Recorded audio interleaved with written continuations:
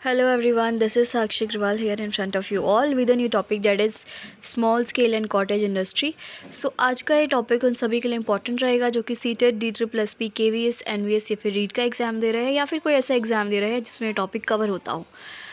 अब हम बात करें कि आगे की स्लाइड्स में क्या है, तो सबसे पहले इसमें मीनिंग इंक्लूड किया गया है, दूसरी बात इनमें थोड़ा सा डिफरेंस, उसके बाद ऐसे कोई एक्ट जो कि इनसे रिलेट करते हो, उसके बाद राजस्थान का थोड़ा सा इसमें लिया गया है क्योंकि मेन इंपॉर्टेंट रीड के लिए रखता है।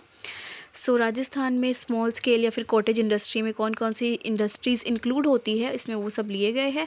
दूसरा, गवर्नमेंट ने क्या क्या असिस्टेंस दे रखा है स्मॉल स्केल या फिर कॉटेज इंडस्ट्री को, वो टॉपिक भी इसमें इंक्लूड किया गया है। With this info let's start the video.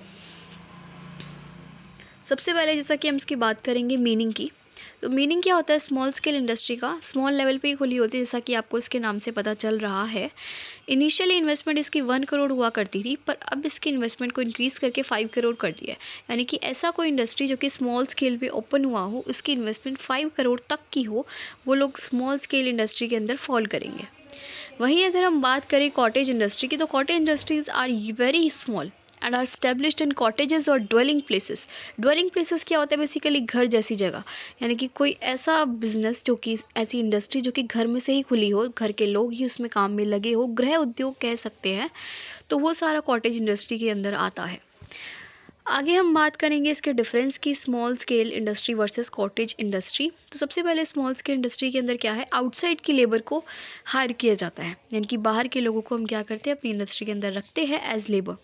अगला, इसमें मॉडर्न या फिर ट्रेडिशनल टेक्नोलॉजी दोनों की दोनों यूज़ हो सकती है, डिपेंड ऑन द इन्वेस्टमेंट।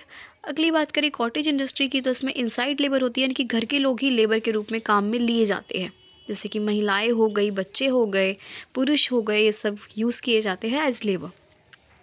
आगे बात करें, क्योंकि कॉटेज इंडस्ट्री घर वगैरह से ही शुरू होती है और घर के अंदर ही चलती है, तो उसमें ट्रेडिशनल टेक्नोलॉजीज़ का बेसिक यूज़ किया जाता है, और वैसे ही सारी बात इन्वेस्टमेंट पर डिपेंड करती है।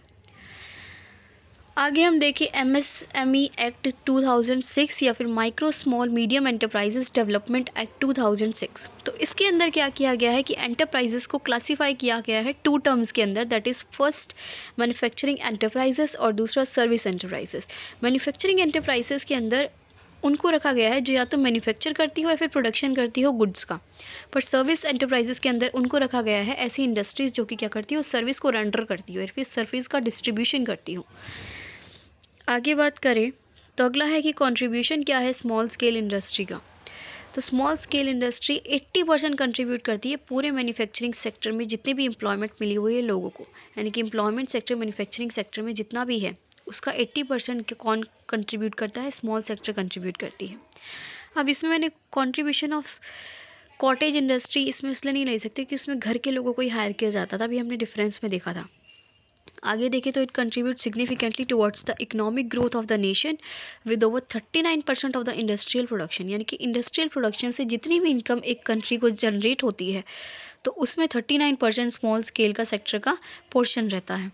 आगे बात करें कि जितना भी स्मॉल सेक्टर एक्सपोर्ट करती है उसमें 90% जो एक्सपोर्ट के आइटम्स होते हैं वो कौन कौन से होते हैं, तो स्पोर्ट गुड्स होते हैं, रेडीमेड गारमेंट्स होते हैं, प्रोसेस्ड फूड्स होते हैं, यानी कि खाना। अगला है केमिकल्स वगैरह। आगे बात करें कि small scale industry and cottage industry of Rajasthan, कि राजस्थान की कौन कौन सी है। सबसे पहले अगर हम इसे एग्रीकल्चर बेस पे देखें तो ऑयल प्रोसेसिंग इंडस्ट्री है, यहाँ पे गुड़ और खांडसारी इंडस्ट्री है। अगला है आपकी flour mill, pulses, rice, handicrafts and khadi ग्राम उद्योग और गोटा किनारी डाइंग इंडस्ट्री।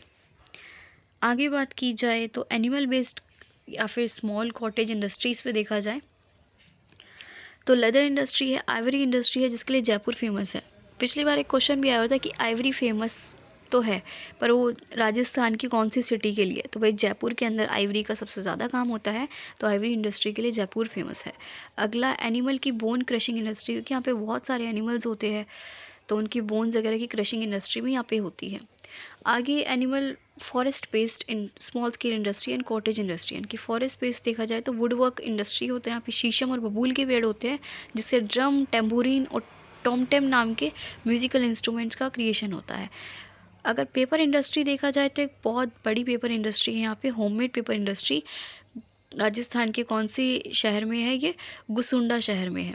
बीड़ी और मैचस्टिक का काम भी यहीं होता है। मिनरल बेस्ड इंडस्ट्री देखी जाए तो marble, building stone, granite industry यहाँ पे है। यहाँ पे बहुत सारे प्रीशियस स्टोन्स भी, कलरफुल प्रीशियस स्टोन्स का भी बहुत काम होता है और उसकी भी इंडस्ट्रीज़ है। आगे अगर हम बात करें कि गवर्नमेंट ने स्मॉल स्केल या फिर कॉटेज इंडस्ट्री के असिस्टेंस के लिए या फिर उसके प्रोविजंस क्या क्या दिए हुए हैं लोगों को, तो सबसे पहले नाबार्ड ओपन है अपनी, यानी कि national bank for agriculture and rural development, जो कि 1982 में ओपन हुई थी और जिसका काम क्या है स्मॉल इंडस्ट्री या फिर rural artisans, rural industries, cottage industries को सपोर्ट करना along with agriculture. Also it setups training and counselling, इसने अपने ट्रेनिंग और काउंसलिंग के लिए भी काम खोला हुआ है। अगला है RSPDC या फिर rural small business development centre. ये क्या है, गवर्नमेंट सेंटर है जिसको स्पॉन्सर किसने किया है, नाबार्ड ने, और जिसको सेटअप किसने किया है, वर्ल्ड ऑर्गेनाइजेशन ने सेटअप किया है। आगे बात करें नेशनल स्मॉल इंडस्ट्री कॉरपोरेशन, तो ये 1995 में सेटअप की गई थी गवर्नमेंट द्वारा कमर्शियल एस्पेक्ट्स के लिए, स्मॉल बिजनेस के।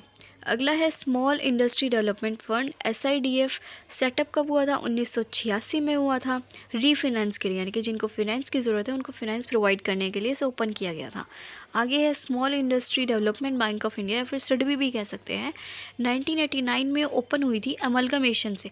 किसके अमलगमेशन में, यानी कि फिर किसके मर्जर से हुई थी, तो दो डेवलपमेंट फ़ंड के मर्जर से हुई थी। पहला है स्मॉल इंडस्ट्रीज डेवलपमेंट फ़ंड और दूसरा है नेचुरल इक्विटी फ़ंड।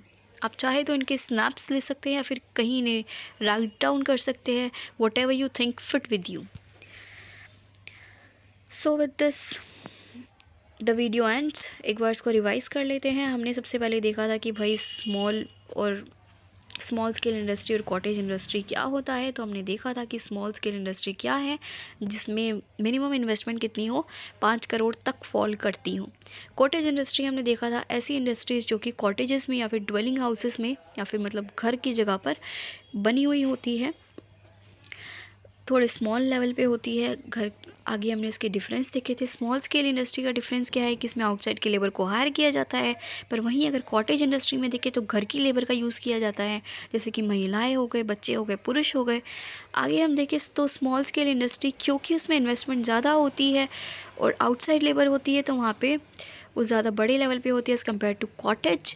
तो वहाँ पे मॉडर्न या फिर मॉडर्न टेक्नोलॉजी होती है या फिर ट्रेडिशनल, पर कॉटेज में ट्रेडिशनल टेक्नोलॉजी का ही बेसिक यूज़ किया जाता है क्योंकि यहाँ ये बहुत ही छोटे लेवल पे होती है।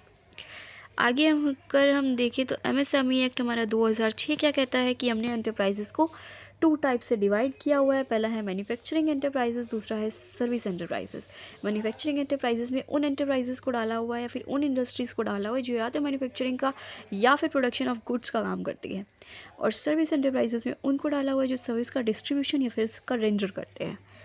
आगे हम देखें तो कंट्रीब्यूशन क्या है, तो अगर पूरे मैन्युफैक्चरिंग सेक्टर के हिसाब से कंट्रीब्यूशन देखा जाए तो 80% एम्प्लॉयमेंट का कंट्रीब्यूशन मैन्युफैक्चरिंग सेक्टर में स्मॉल स्केल इंडस्ट्री करती है।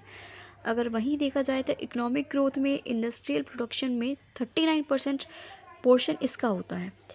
और आगे देखें तो SSI जितना भी एक्सपोर्ट करती है उसमें 90% चीज़ें जो एक्सपोर्ट की जाती है वो होती है sport goods, readymade garments, processed foods, chemicals etcetera.